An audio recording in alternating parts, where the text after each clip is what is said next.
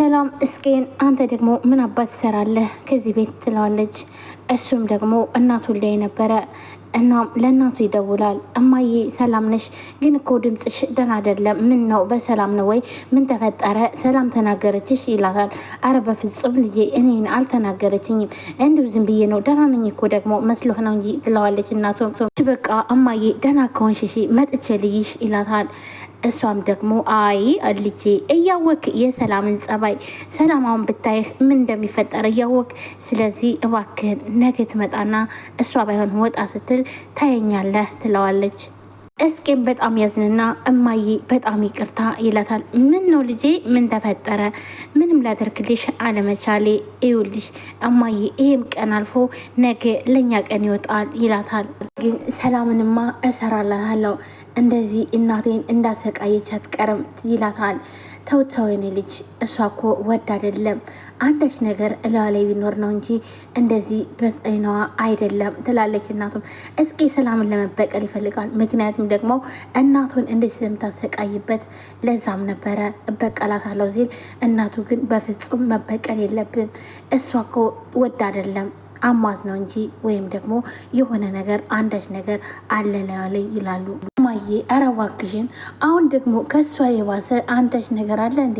እቺ ምታት የሆነች እቺ ጠንቋይ እያለ እስቄም ሰላምን መሳደብ ጀመረ። እስቄም ሰላምን አትወደውም፣ እሱም በፍጹም አይወዳትም። አዘርም ኧረ ተው ልጄ እንደዚህ አትበል ብለው ይስቁና በቃ እሺ ቻው ደህና ዋል ትላታለች።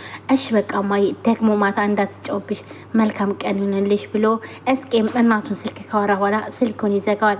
ጽናትም በጣም ከፍቷታል። ወይኔ ጽናት መጨረሻ በቃ እንደዚህ ሆነ። በቃ እኔ ለማንም ሽማግሌ እዳ መክፈያ ያለሆን ነው እያለች መንገድ ላይ ሄደች እያሰበች ትሄዳለች። ነፂም የት እንዳለች ግን አታውቅም። ነፂንም ስፈልጋትኝ ስልኳም አይሰራም። ድካም ሲደውላት በተደጋጋሚ የነፂ ስልክ ግን ሊነሳ አይችልም። እናም ጽናት ደግሞ የራሷ ችግር እዚህ ጋ ስላለ በጣም ተቸግራለች። ቆይ ግን እኔ እስከ መቼ ነው እንደዚህ የምሆነው? የሆነ ነገርማ ማድረግ አለብኝ እያለች ለብቻዋ እያወራች ሰላምም ሳሎን ቁጭ ብላ ሀገሬ አንቺ ሀገሬ እያለች ትጣራለች። ሀገሬ ማለት እንግዲህ የአቤል እናት ነች። እናም ስልክ እንደ ሰራተኛ ስለምታየት ምንድነው እንደዚህ የሚያደርግሽ ደግሞ አካሄድሽ ደግሞ ምንድነው ትላታለች። ሰላም ይኸውልሽ እስከ ዛሬ ዝም ያልኩሽ እውነት እንዳይመስልሽ ተቀመጭና እናውራ ትላታለች።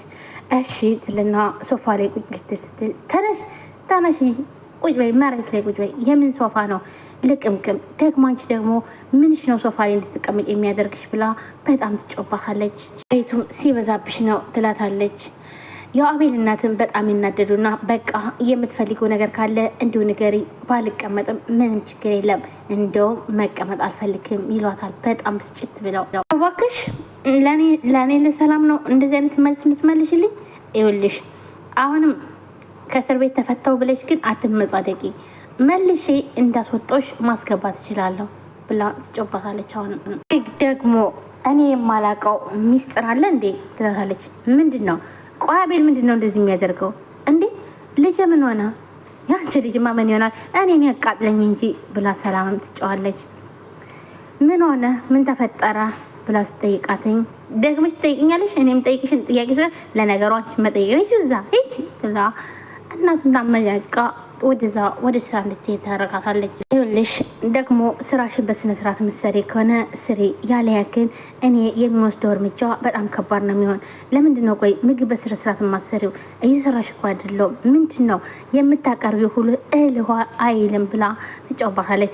ሰላም ውድና የተከበራችሁ የቻናል ቤተሰቦች እንዴት ናችሁ? ሊዳማች ሁሉ ሰላማችሁ ብዝት ይበል። ለዚህ ቻናል አዲስ የሆናችሁ ሰብስክራይብ፣ ላይክ፣ ሼር በማድረግ ቤተሰብ ናችሁም ከልብ ነው የማመሰግነው።